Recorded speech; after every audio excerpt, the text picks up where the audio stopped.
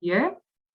Today's Wild Chats by Dr. Jeanne Tarrant, and who is our very own frog lady, and will be about mostly about frogs, but a little bit about snakes at the end. Thank you for joining us, and if you have any questions, please pop them into the chat or in the Q&A box. I'll be checking both. We can answer those at the end. And keep an eye on the chat, as there'll be some links that I'll pop in there as we go. So thank you so much, Jeanne. Thank you, Meg, and thanks everyone for joining us this evening. Really good to be back on a wild chat. So our theme is being a herpetologist, and we're obviously in August, and so we thought it was quite apt. So just to start, that little froggy that you can see in my hands there is a Cape Peninsula moss frog.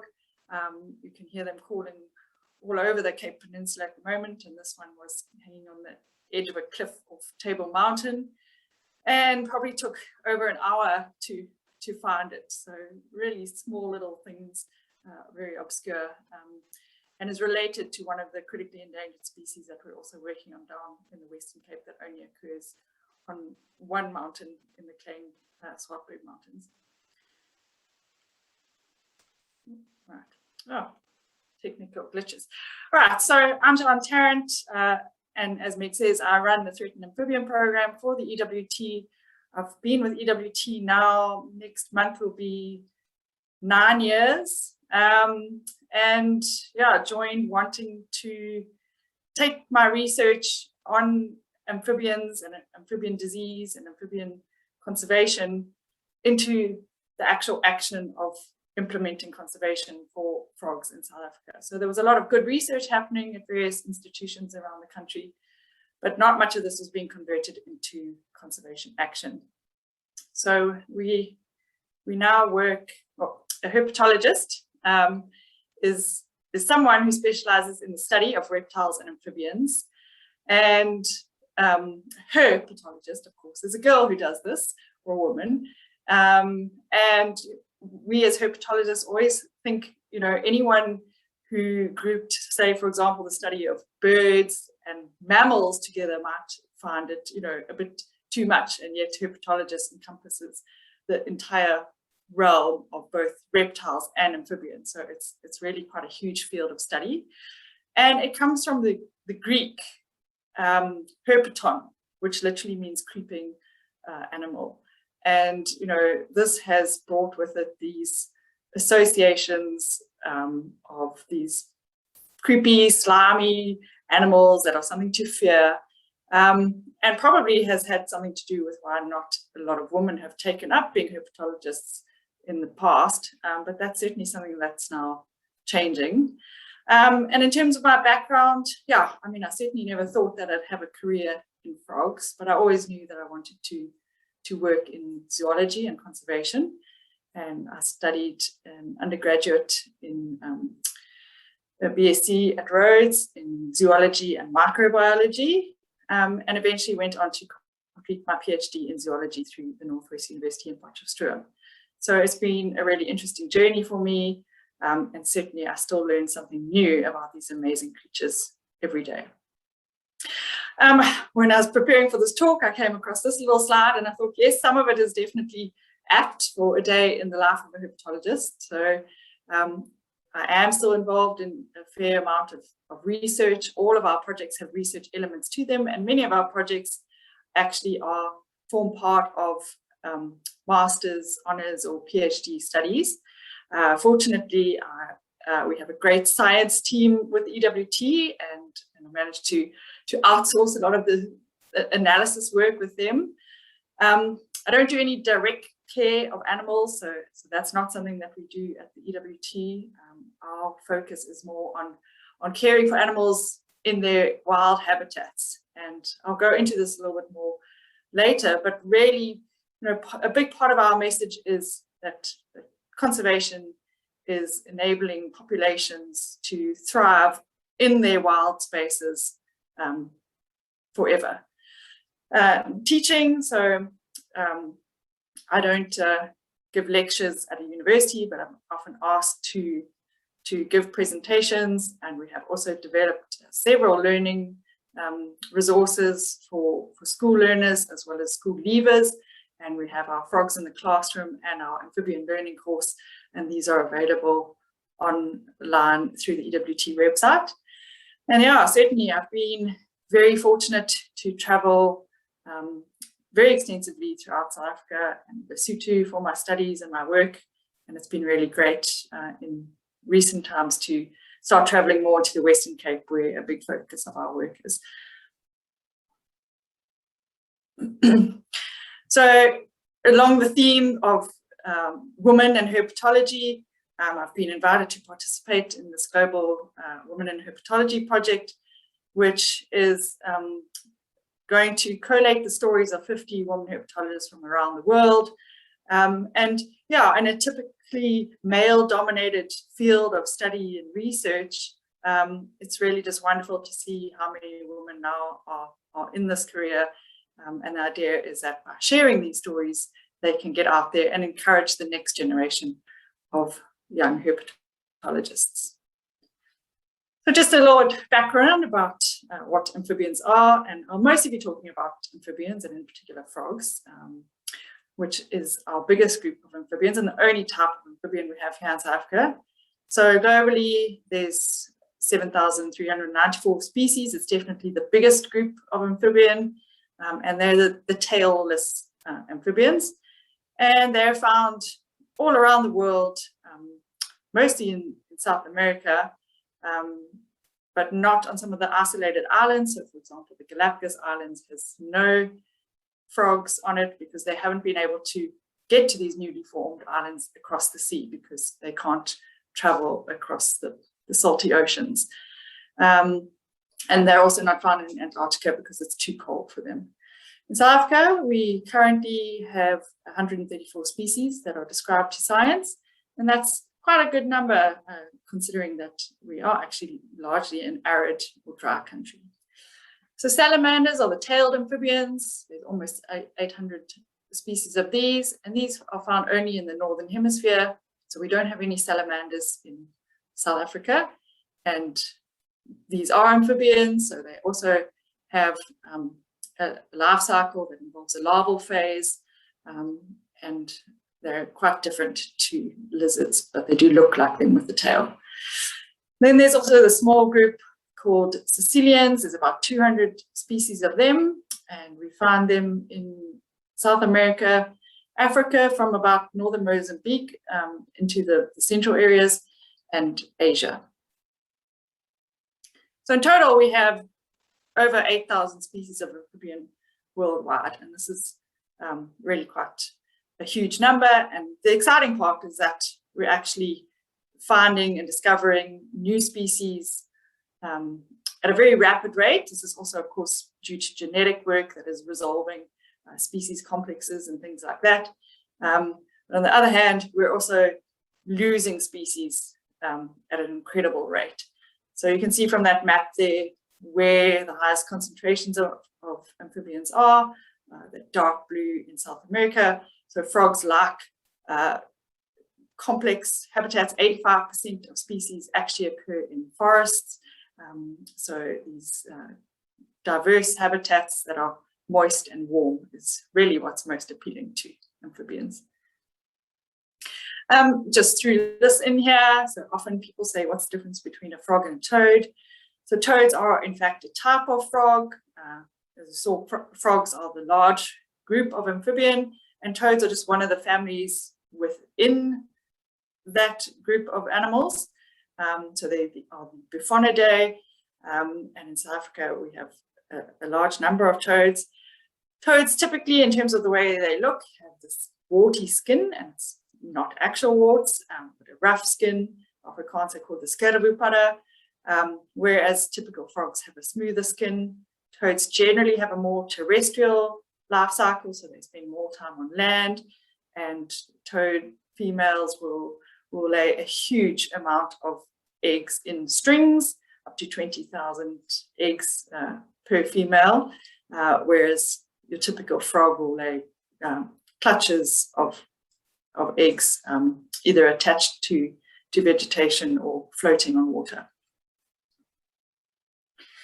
So the situation in terms of the threatened species around the world is that 41% of amphibians, so that entire group of 8,000 odd species, is threatened with extinction.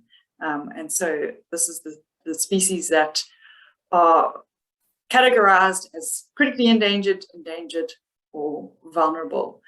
And that's really a huge proportion of a large group of animals that's been around for over 300 million years. So there have been a very successful group of species evolutionary-wise and have managed to inhabit all these diverse ecosystems on the planet, obviously often associated with fresh water, but now are threatened by such a huge range of factors, but mostly habitat loss. And so that's why we're seeing this huge decline in amphibian populations and this very significant proportion of threatened species. So in South Africa, the situation is also relatively dire. We have 134 described species. 69 of these are endemic. So that means they don't occur outside of South Africa. And that just emphasizes the need to conserve what we have here. As I said, we've got a large rate of new species descriptions, and the same applies to here in South Africa, where we've described 13 new species in the last 16 or so years, which is really promising and exciting. We have about 30% of those 134 species that are considered to be threatened, and this includes the data deficient, so we just don't have enough information on the species to assess them, and then a large number of species, including those 13 new species that have not yet been assessed with a red list status. So where does the Threatened Amphibian Programme come in to address some of these big issues, both globally and in South Africa? And I hope you noticed that for Women's Day, I threw in the little picture of the adder in the flowers. So we focus on flagship species, obviously threatened species, and normally these threatened species are very localized, but they represent very important habitat types. So whether these are freshwater streams, in the case of the Table Mountain ghost frog on the top left, or fynbos seepages like the Moonlight Mountain toadlet, or coastal wetlands, which are obviously really important for water filtration and cleaning, flood protection. The Pickersgill's reed frog is found only in KZN in these coastal wetland systems. So we focus in on these flagship species for our conservation actions, but by protecting them, we're also protecting their habitats and, of course, the huge range of other species that share those habitats with them. So we implement habitat protection, but part and parcel of this is actually improving the management or restoring important amphibian and reptile habitats. And as mentioned, we do link most of our project, or all of our projects, to research as well.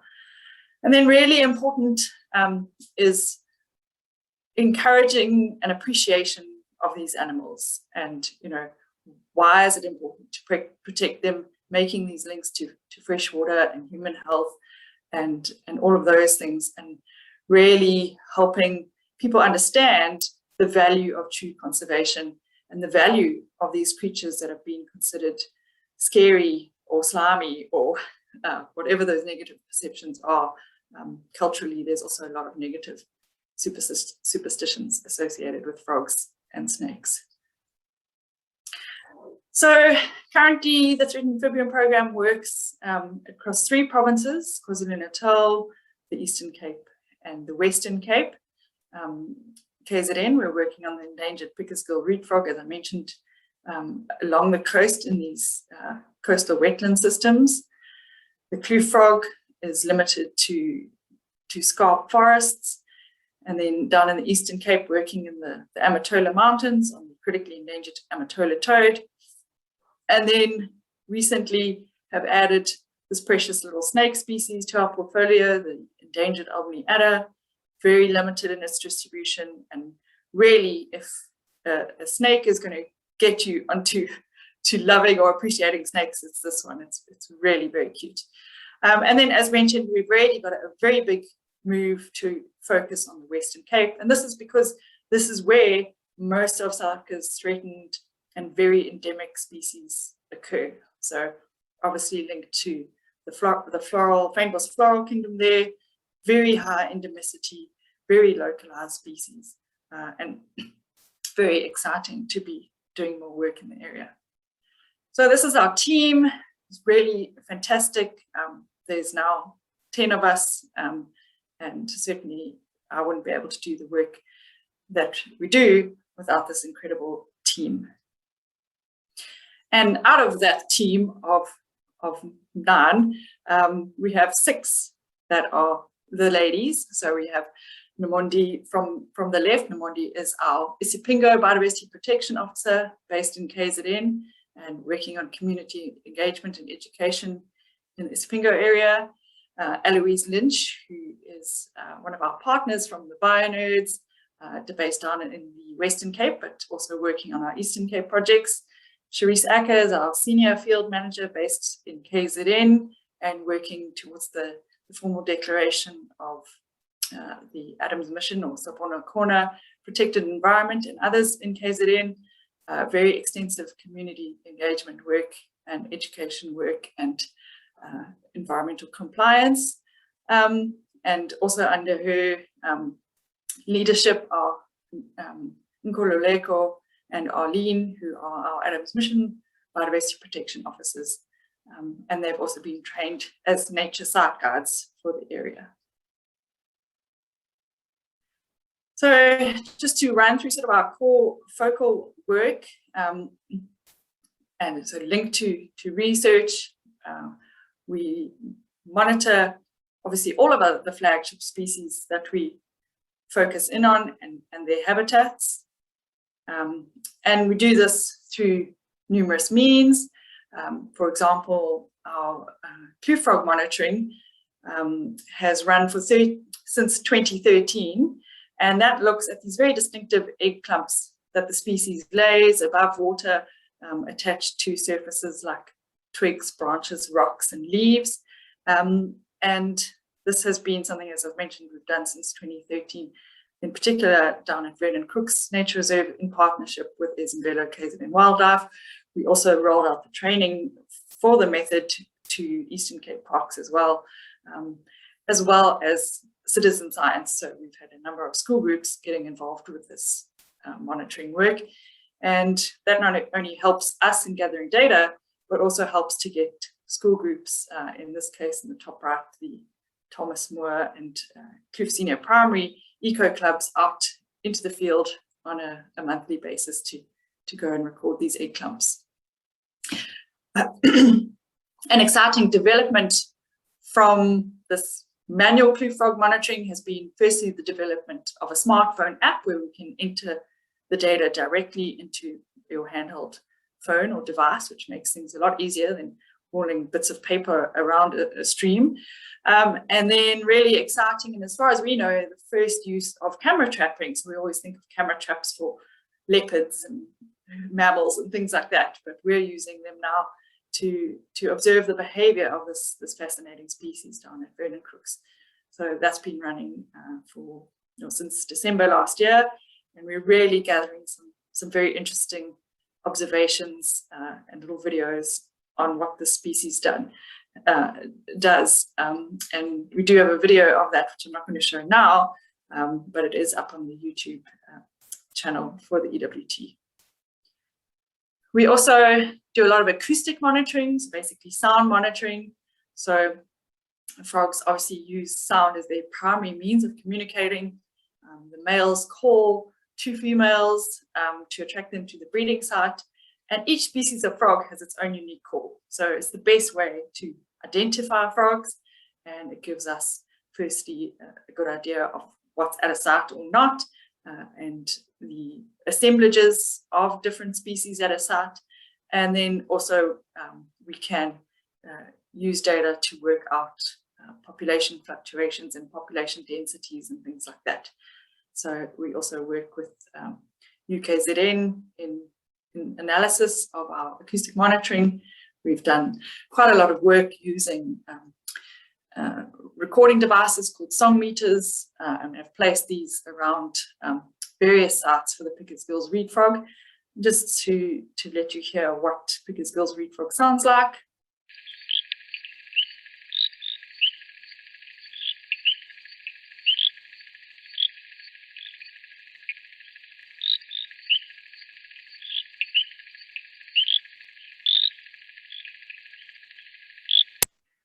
So that's a very direct call, but often this is in the middle of a chorus of many other species, or in urban areas where we hear vehicles and airplanes and dogs and you name it. So it's really important to be able to pick up this call in the recordings.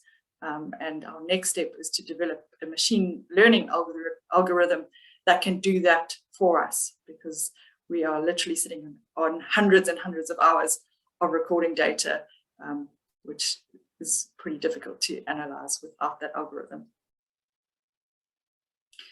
Our Table Mountain ghost frog work is very focused on research to inform the management for the improvement of the stream health of Table Mountain. So this frog occurs entirely within a protected area, the Sandparks Table Mountain National Park, and yet the species is critically endangered because it's only known from 7 streams within Table Mountain, but those streams are also potentially at threat of habitat degradation caused by alien plant infestation and very, very heavy use of paths on Table Mountain. And so obviously being very close to a big city and being an open access park, you literally have thousands of visitors every year going up these paths, and that can create erosion and siltation into these paths. So we're working very closely with Sandparks to improve path management and alien clearing. But we monitor the frog and in particular its tadpoles to make these assessments. As I mentioned, we also monitor habitats where species occur. So in the case of Pickersgill's reed frog, we conduct what we call ecological goods and services assessments. This looks at a number of factors, and this is what our biodiversity protection officers do down at Adams Mission, and we do this on an annual basis. And over time, we are seeing an improvement of the EGS score, and that's in relation to things like alien clearing. This has been successful, and we've actually been asked to present this as a tool to COCTA, for example, and to various local municipalities and government departments, and hopefully is something that can get rolled out to assess the health of habitats across a huge number of areas. As I mentioned, we rely on citizen science, so the school groups, for example, going out, but really anyone can contribute. Really the main data that informs conservation decisions is distribution data. So if we can know where species are, that's the first step in those conservation actions. And so we've run several campaigns now, but there's really an amazing data set on our naturalist, which can be used to inform distribution maps of species. And there's something like 80,000 frog records already in general for South Africa on our naturalist. But we've run a few campaigns to try and bolster this. And in particular at the moment, we have launched just yesterday in our naturalist project, asking for records of the Western leopard toad in the Overberg area of the Western Cape. So this is part of an exciting new project with Cape Leopard Trust called A Tale of Two Leopards. And that's really to understand both the distribution of the leopard toad and the leopard in the area, and working with stakeholders there to improve this understanding. So the Cape Leopard Trust also just last week finished putting up nearly 200 camera traps in the area, and this is a very exciting partnership with another lovely lady in conservation, Dr. Katie Williams, and we are very excited at the prospects. We're also developing a blended wine, which is going to get launched later this year for our blended project, so look out for that. We also, on the more science side, do a lot of work in conservation planning, and that, you know, comes off that last point of knowing where species are. If we don't know where they are, we can't plan for them. We also have developed several conservation plans called biodiversity management plans, or we've developed one that has been gazetted, and we're now in the process of completing one for the western leopard toad down in the Western Cape. I've mentioned our science unit, and we worked with them to develop the environmental screening tool, which is a really, really important step in mitigating developments and making sure that development applications follow due process in terms of looking at the sensitivity of species and avoiding development where sensitive species occur in sensitive habitats. So that is now something that all development applications need to go through. And when I say development applications, I mean for infrastructure or, for example, dam building or anything like that.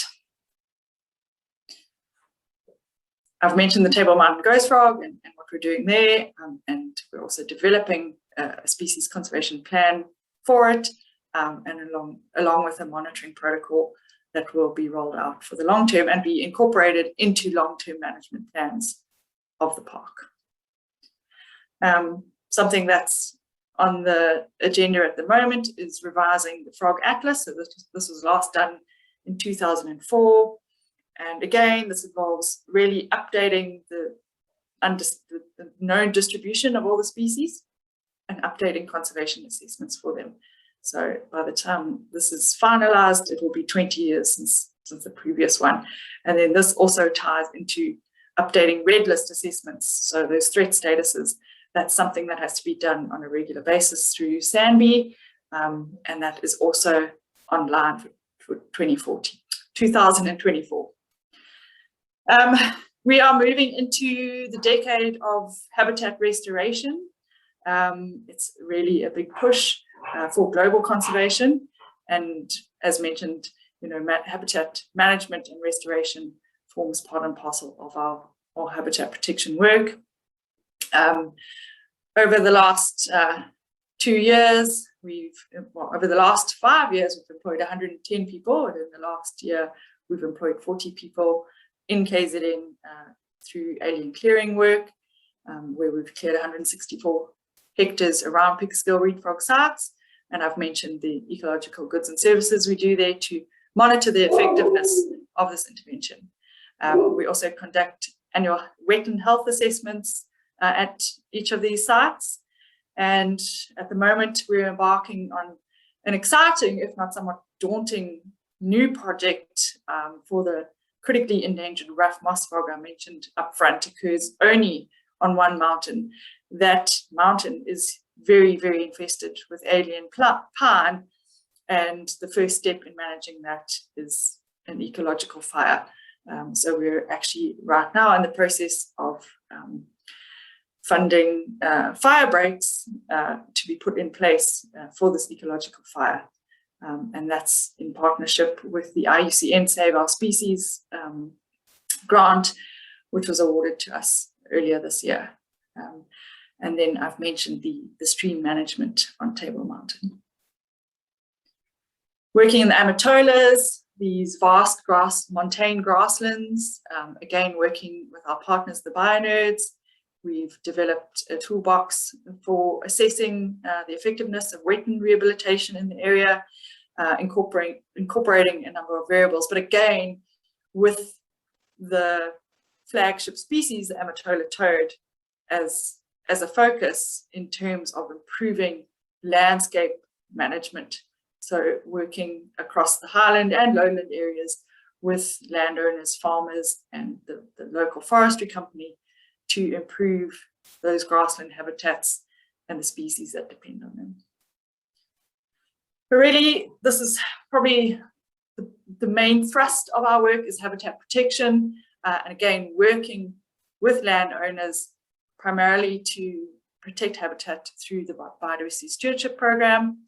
So in the Eastern Cape, again, that's securing these high water yield areas, also a strategic water source areas. So strategic water source areas are those areas in South Africa that make up just 10% of the land cover, and yet they provide 90% of our water. So it's absolutely critical that we protect these areas, and the Amatola strategic water source area is just like that. It is the main source of water for the Eastern Cape area, and yet hardly any of it is under formal protection. And we're currently working with 6 landowners to declare over 12,000 hectares of this area.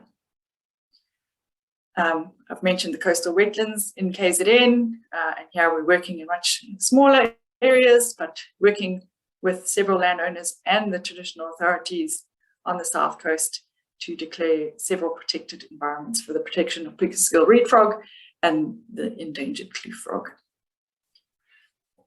And then moving into the Western Cape, we have several flagship species there, including this wonderful little dusky pink-bellied moonlight mountain toadlet. It gets its name from being described from Maanskeenkop above Hermanus. And there we have 3 landowners that are interested in biodiversity stewardship since we started the project about a year ago. And at the moment, we're working towards protecting 1,200 hectares of these unique fynbos habitats. So not only is it where these threatened frogs occur, but for example, one of the sites, there is an erica flower species that only occurs on that site.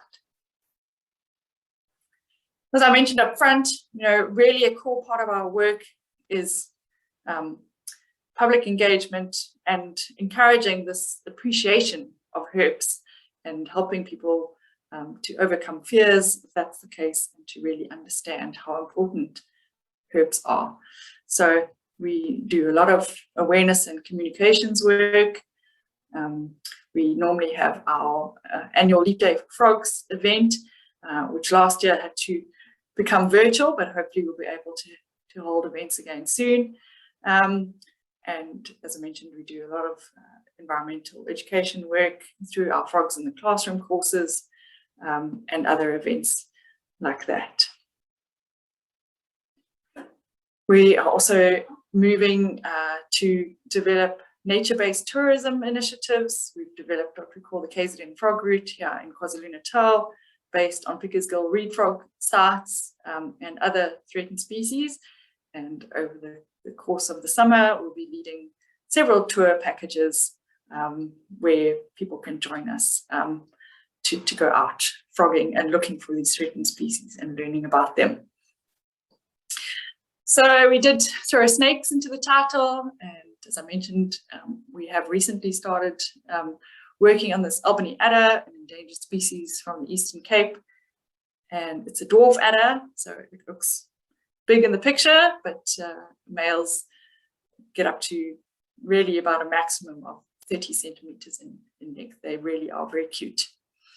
So again, it's the same strategies that we're applying here to ultimately protect the habitat for this threatened species that is very limited in where it occurs, and where it occurs is very threatened with a huge number of developments, including wind energy developments, mining, hazardous waste dumps, you name it. This poor little snake does not have a bright future without the intervention of protecting its habitat. And again, that really involves a lot of winning landowners over and engaging with stakeholders to improve their management. We're also working with a student on a master's study to, again, provide the research element of this project. And then I thought I would end with another mention of another wonderful lady who I met at an event we had in June, and her name is Robin Ansell, and we are going to be launching in spring. So from September, this wonderful range of paintings, which will also be available as cards and prints. And so watch out in the social media space for that, or get hold of us if you're interested. That's just 2 examples of what she's working on. So some really exciting initiatives happening. And yeah, maybe just to round off and say, I never thought that I'd have a career in herps, but it's just fascinating, and it just lends itself to so many different avenues, all the way from legislation through to art, and certainly enjoyable and fantastic journey. So to mention all of our various donors and partners, and apologies if I've left anyone off here, but all of this work wouldn't be possible without the support of a number of sponsors and partners. So thank you very much for listening.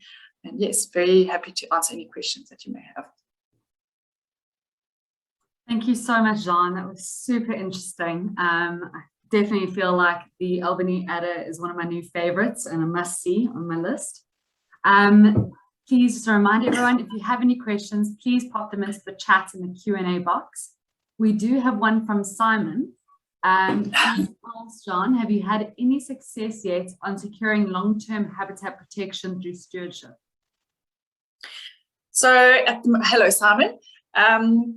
So at the moment, I mentioned the 12,000 hectares in the Eastern Cape and 600 odd in KZN. In total, we're looking at about 20,000 hectares. Those are all currently still in process. So it's quite a long process to go through.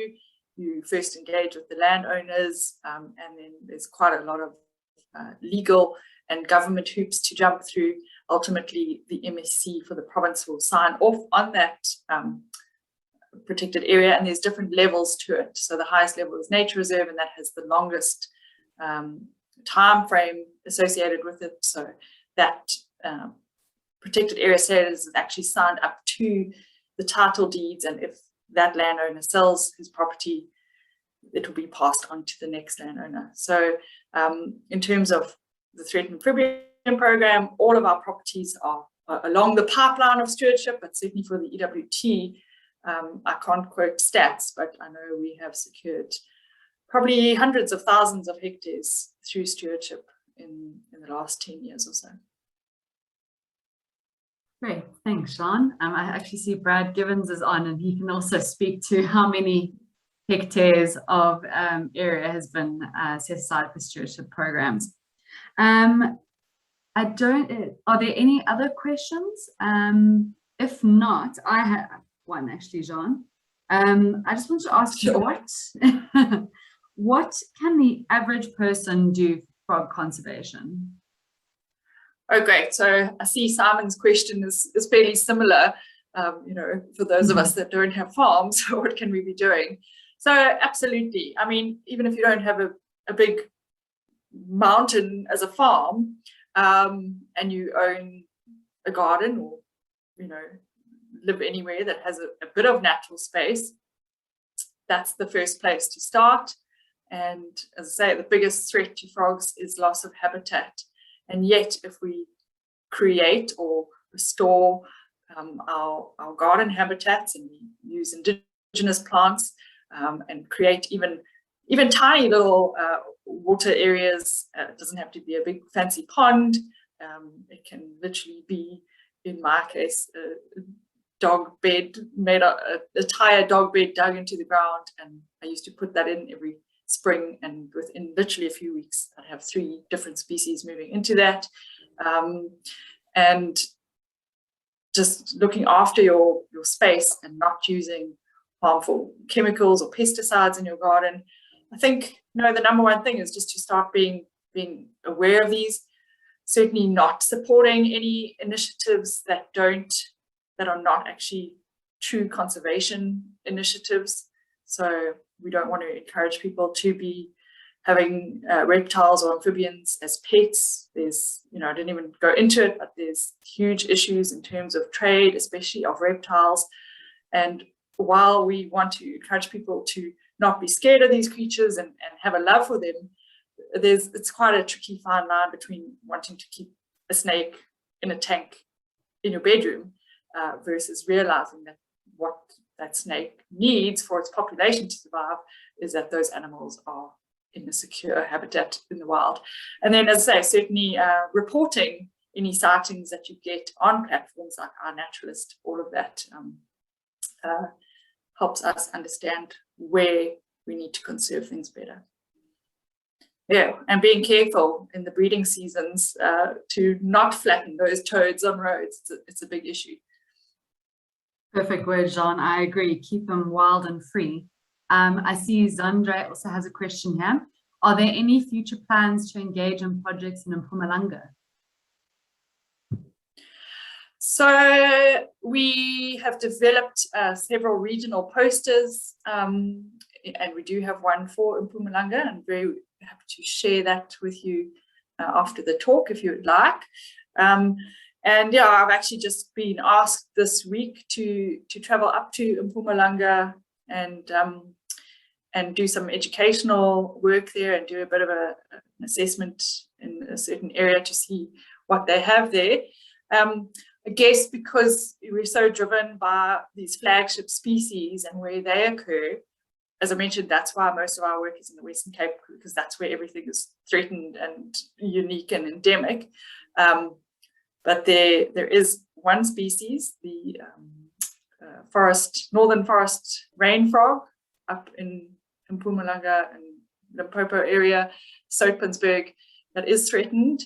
But the reason that we don't do that much work there is that generally those species are more widely occurring and less threatened. But certainly in terms of educational work and awareness and research, we would like to work there. And we do have our Soutpansberg project, project up in Limpopo, which is securing a huge area under stewardship. Thanks, Jeanne. I see Brad's also popped in a message to say that in the Chrissiesmeer area, it's over 60,000 hectares in size, and it's a proclaimed protected area and well known for frogs and toads. So some great news there. Lots of wetlands. Yes. I don't see any other questions. So perhaps just to end off, what would be your major takeaway message from this chat, Jeanne? I think it's just so important that appreciation element, and I think linking back to that herpetology and this group of scary, slimy, weird creatures of the night, and something that hasn't really attracted women to work on them. That is not the case. These are such interesting animals. I think whether we're talking about reptiles or amphibians, and I think go out there, learn what's in your local area, start developing a passion and interest, and just pass that message along. Really, the small things are just as important as the big things, and we all need to do what we can through our daily actions to minimize our impact on these animals.